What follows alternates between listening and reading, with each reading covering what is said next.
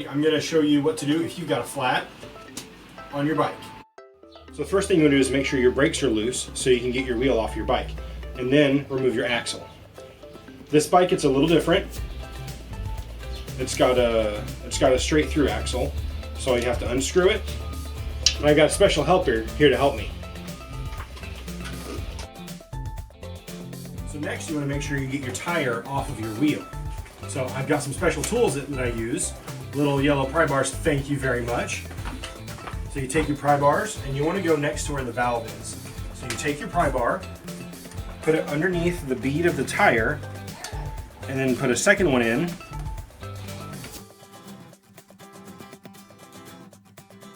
So your next step is you got to put a little bit of air back in the tube so you can find out where your leak is. So this is the little pump I have, a little pocket pump, and it'll do the job. So then I pump it up. Alright, so a special tool you'll need for this is a ballpoint pen. I've got blue because that's what I've got. So this is where you do a little bit of extra fun work. So you take your tube that's already aired up, your sink full of water, and you push it in.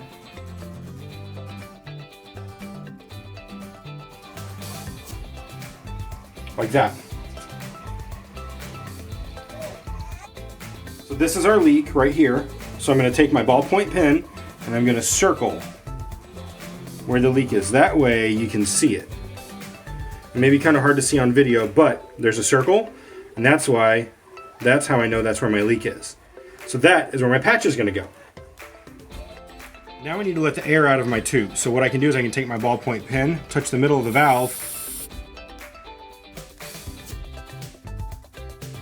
Now that I got the air out of my tube, my next step, I need my patch kit. Thanks, buddy. So now, come on over and I'll show you what to do. So patch kits are really cheap. I got this one for about $3 at my local bike store.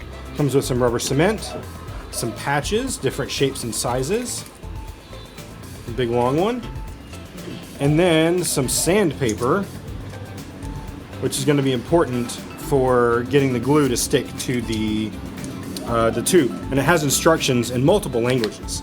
So what you'll do first is you'll take your little block of sandpaper, find your hole, which should have your circle on it, and then rough it up. Okay, now that's nice and roughed up, so the glue should stick pretty well. Pick your patch that you want to do. I think this circle one should work just perfectly. Let me get these others out of the way. And then get your glue ready. So most of the glue comes sealed. Little trick is there's a pokey thing in the lid. So put it on backwards, poke it in, spin it around, and now you have a hole. So what you'll do is put a little bit of glue on, smear it around with the end of the tube, and let it sit for a little while. You can always follow the instructions inside the patch kit as well. So that'll sit for a little bit. It's pretty strong, it has a pretty strong odor, but it sticks really, really well. So as that's getting ready, I'm peeling off my patch.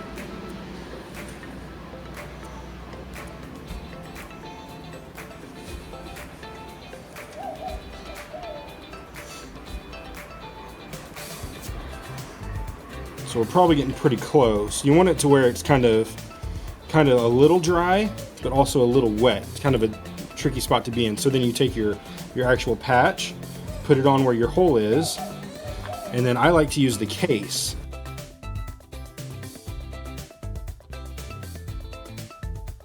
So this is what it looks like when the patch is dry and it's fully ready to roll. So now I'm going to put some air in the tire, or air in the tube, and we'll see if it holds. Okay, so I've attached my pump, and I'm going to start pumping away to see if it will hold air for a little bit. So if you look closely, you can tell that it looks like it's sealed most of the way around, which is exactly what you want.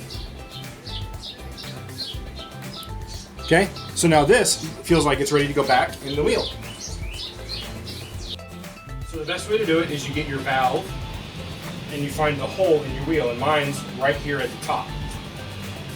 You can see it right there.